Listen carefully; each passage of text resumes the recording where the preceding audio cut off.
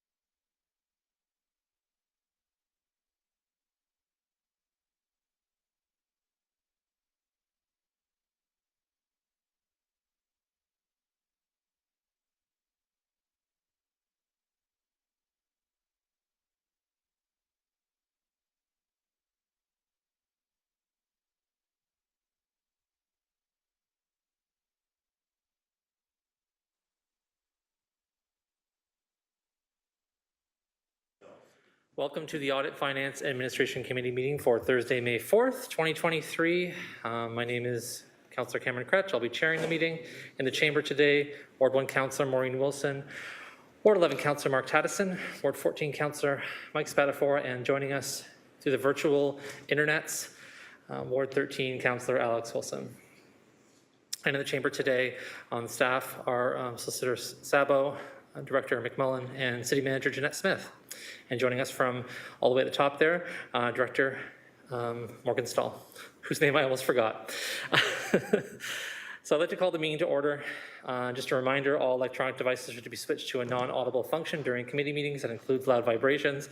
I want to note that quorum is present. And the first thing we're going to do is approve the agenda. Clerk Bates, are there any changes to today's agenda?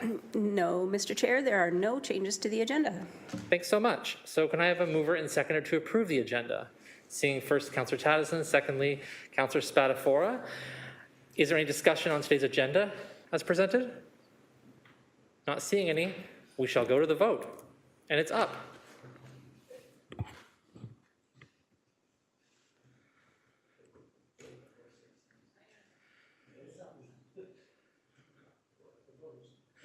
And that's carried 5-0. Now we're going to move on from the agenda to any declarations of interest. So just going to scan around to see if anybody has any declarations of conflicts of interest for today's meeting. Not seeing any, we'll move on.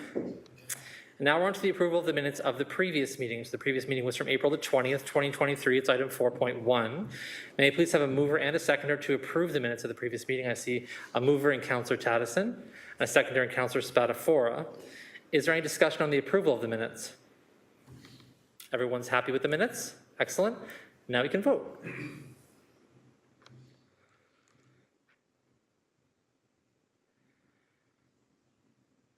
Great, that also carries 5-0, unsurprisingly. We're on to consent items, and item 9, which are one of only 3 items for today's agenda, so this should be a quick meeting. Those tuning in from home, don't look away. It could be over before it starts. Consent items 9.1, development charges indexing, effective July 6th. That's report FCS 23047, and this report is to be received. May I have a mover and seconder to put the report on the floor? See again, Councillor Spadafora just beat Councillor Taddison by just a second there as the mover, and seconded by Councillor Taddison. Are there any questions on this item? Seeing Councillor Maureen Wilson. Thank you. Through the chair, I would appreciate a brief overview for all the nerds out there. DCs are very important, often unloved, but I'd love an overview. Thank you. Yeah, so through the chair, Brian McMullen, Director of Financial Planning, Administration and Policy and Corporate Services. I'll go through the information report that's available today. And I do have some colleagues on the call if there are further more in-depth questions. So the information report is related to the DC indexing, right? So the development charges indexing that's effective July 6, 2023. And the DC bylaws that are in place from 2019 allow, and the DC rates are then adjusted by the Stats Canada Construction Cost Index. That's the non-residential building index, and we reference the actual specific code and table in the report. So for this year, the percentage increase is 16.22%. So when we look at the index from the prior year to end of 2022 to the end of 2021, the percentage change is 16.22%. So the rates going forward, effective on July 6th, will be amended to include the additional increase. And we put that information out in a pamphlet that goes on the website. The pamphlet is attached as Appendix A. We share this information with the development, DILG, the Development Industry Liaison Group. We've shared that with them so that they're aware of these changes. There's no ability for an appeal process that's built into our DC bylaws. Last year, just similarly, was 9.5% increase was over the last year's, over the prior year increase. And what the increase does, or what this index does, is that it accounts for any changes in construction costs that would have been missed in our DC background study, right? We do our DC background study with information based on the 2018 construction prices. So these increases account for some of that increase in cost.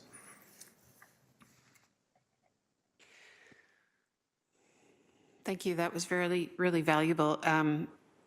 Director McMullen, you've been here for a while.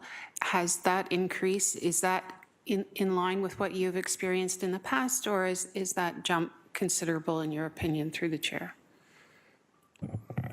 So through the chair, we've been having some recent discussions, like at the DC Stakeholder Committee that we had recently, and with some of our consultants, and we've done some work on the history. And it is what the number is. It is what the index actually has reflected, and it has obviously the index is a substantial increase, 16.22%. But what we've been finding in our initial discussions when we're putting together the plans for the next DC background study, we're finding that construction costs in some cases are going to be even higher than that 16.22%. So we'll be recovering that when we do our next DC background study. We will account for those new costs. So historically, maybe I can have Lindsay Gillies share with us what she knows about what the past increases might have been, if she has that information available. Lindsay, are you available? Thank you, Brian. Yeah, Lindsay Gillies, Supervisor for Development Charges, Programs and Policies. So with the recent inflationary pressures that we've seen in the economy, the last year's rate that Brian referenced of over 9% and this year's increase of over 16% are the highest that I have seen in my time here. We've typically seen much lower indexing, and that is a reflection of the market because the index does reflect the increase in construction prices. So as we've seen inflationary pressures in every sector, we're seeing those inflationary pressures in the construction sector as well. Thank you. One final question, if I could, through you, Chair, to Director McMullen, would you mind opining on what might be the implications of such a historic increase in an effort to meet certain housing targets? Thank you. Yeah, so through the chair, Brian again. Like some of that information, I guess, would probably be gleaned from our associates in planning and economic development about what they might see from the development community, whether these increased prices are going to affect their ability to deliver new construction, new units, and build. So it does add. There's some examples in the report. Sorry, specific tables that indicate what the relevant charge will be going forward on. For these new index charges. So a single family or a semi is going from $50,000 to $58,000 per unit. So I guess the ability of the developers to then incur that cost and whether they can then pass that on to the individual buying the home, we'll see in the future what that looks like. Thank you. Those are my questions. Thank you. Thanks. I had a few questions myself. I just wanted to take this back to the real basics here to make sure that it's clear to the public what specifically is happening here. So I'm going to give the chair over to Councillor Maureen Wilson. Thanks for the reminder. Thank you. While I do that. So development charge rates apply to what exactly? You're talking about a percentage, right? So what does that percentage apply to? Yeah, so through the chair, the 16.22% increase applies to the rates that were in place last year. So they apply to the rates related to the development charges that have been, go through a process that we have a DC background study and DC bylaws. So they apply to when there's residential and non-residential construction. Right. So what are those? I guess I'm trying to get at a foundational question here is, are we using development charges? Is there a formula for development charges? And what does that formula speak to? What parts exist in that formula in terms of how we determine a development charge that these rates apply to? Right. Okay. Yeah. So through the chair. So the development charges, there's a whole process when we do the DC background study and the DC bylaws, right, where we take the capital construction costs for the growth development that is being planned, and then we end up determining a cost per unit in this case, or a cost per gross floor area. So those costs are collected, and they only can be used for development related projects and growth related projects, right? So we have those funds and they go into a reserve, and then they're then used to fund those capital projects. You've probably heard GM Zagaric in the past talk about some of our shortfalls in some of that process.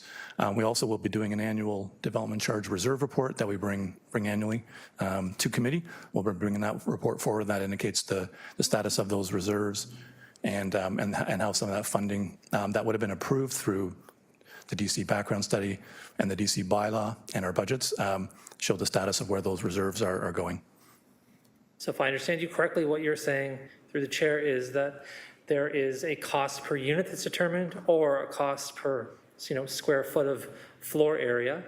There's a development charge that's applied based on either the size of the unit or the cost per unit or the size of the floor area. And that these charges, these percentages, apply to those development charges. And what's happening is, so let's just say, for example, to be just for fun, we have a development charge that's $100,000 based on the certain development and the formula we have. And when this is applied to keep up with the rising construction costs, that'd be $116,220. Through the chair, correct.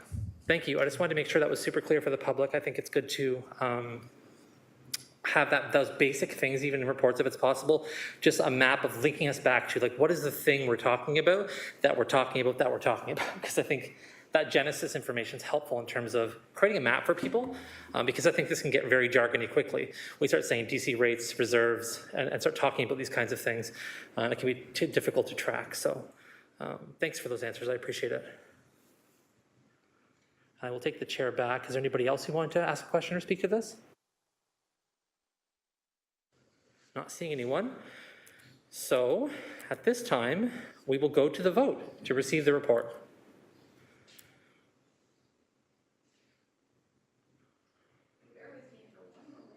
No problem. The vote is forthcoming, everyone. It has arrived.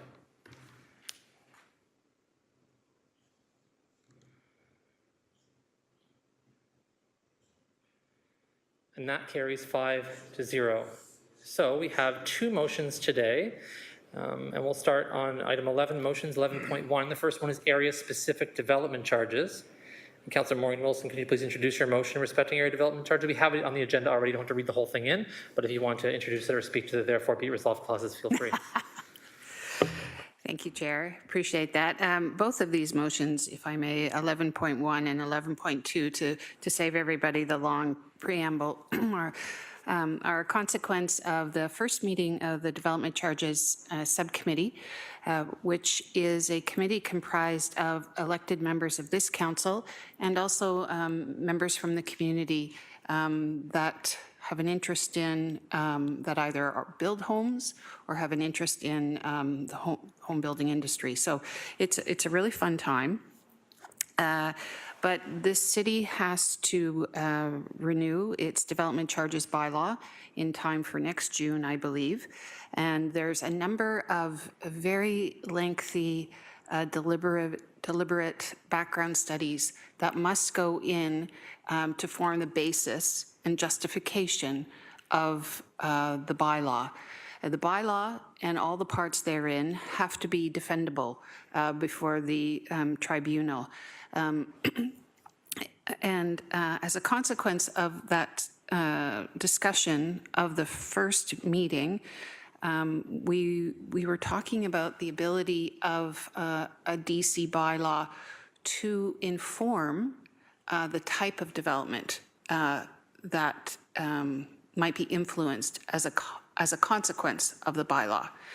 So the first motion, 11.1, if I could read the therefore be it resolved, that staff, and this is with respect to area-specific development charges, that staff be directed to consider alternative development charges which may include variation of the DCs based on factors such as location, type of development, density, unit size, lot size, and B, that consideration also be given to defendable charges which are higher for larger residential units than smaller residential units.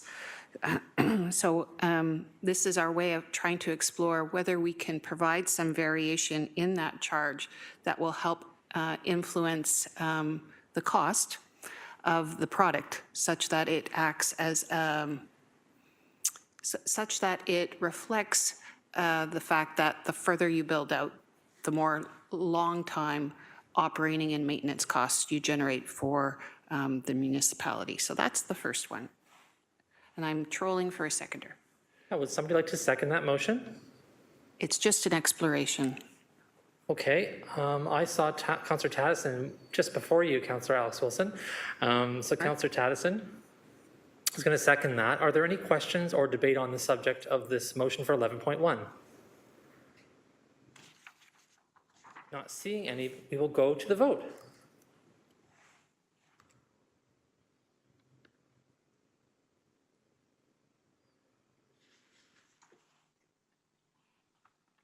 And that vote carries 5-0. Now we're on to 11.2.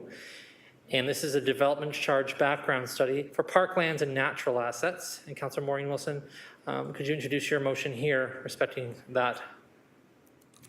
Thank you, Chair. I will. This is, again, the genesis of this was the same subcommittee.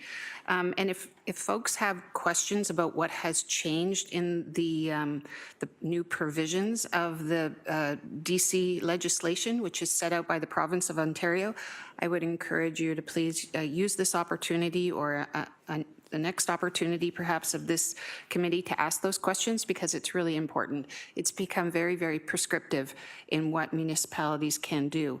So we've had a number of discussions here at this table and other committee tables about the changing, I think a growing appreciation across Canada of infrastructure that is defined as green as opposed to gray. And we know that our natural heritage, natural lands are actually much more efficient and effective in serving as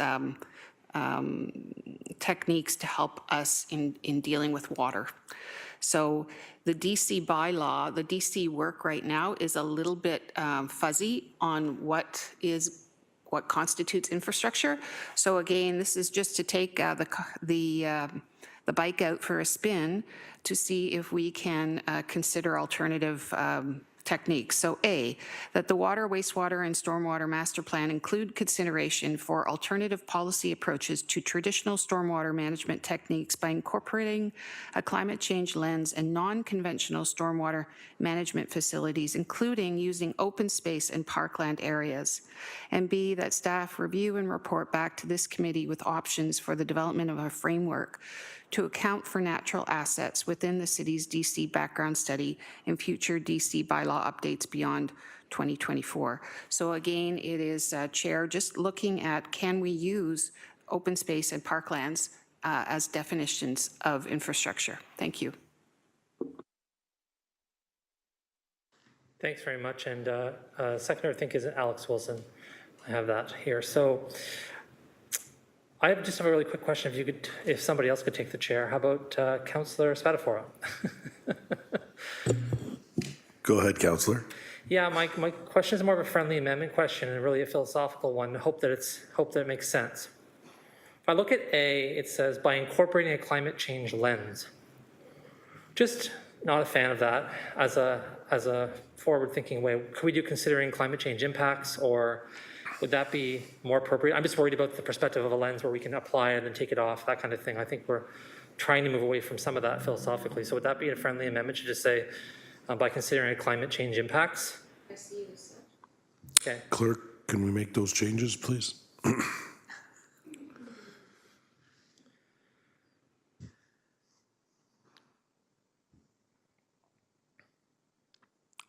Councillor, do you have another friendly amendment? No, those are all the friendly things.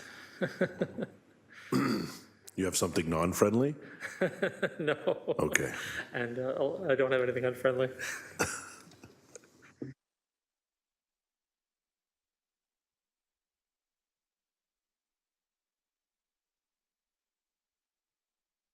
All right, so we'll call the vote, please.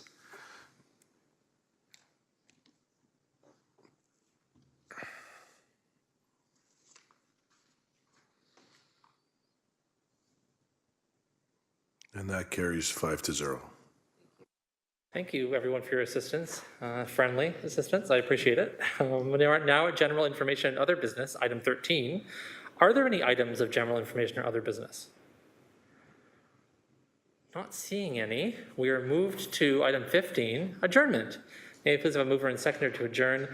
Councillor Spadafora has the win there, being first, and seconded by Councillor Taddison. And we will go to the final electronic vote of today's meeting.